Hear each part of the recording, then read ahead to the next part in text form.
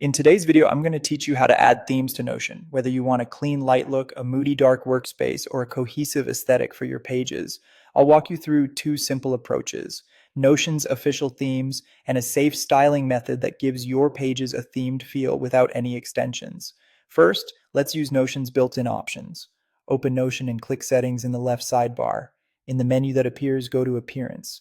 Here you can choose between light, dark, or use system settings.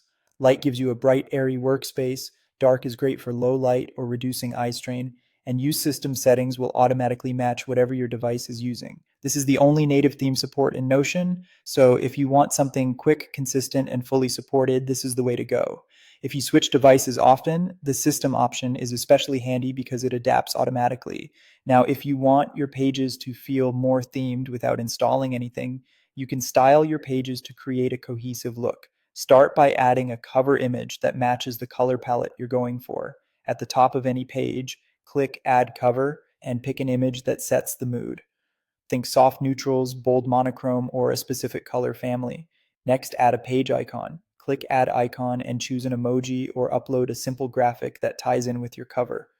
This small detail helps your pages look intentional. From here, use colored callouts to create sections or highlight important notes. Type slash and choose callout, then pick a background color that fits your palette. Keep your color choices consistent across pages so everything feels unified. For text, highlight keywords or headings and apply color or background color sparingly, enough to guide the eye without overwhelming the page. Dividers are another great touch. Add a divider with slash divider, and if you like, place a small emoji line above or between sections for a subtle decorative effect.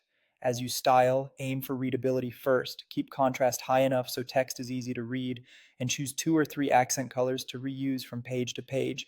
This is exactly how most aesthetic Notion templates achieve a themed look without changing the app itself. And that's it. If you found this tutorial helpful, don't forget to like this video and subscribe to my channel for more Notion tips and tutorials.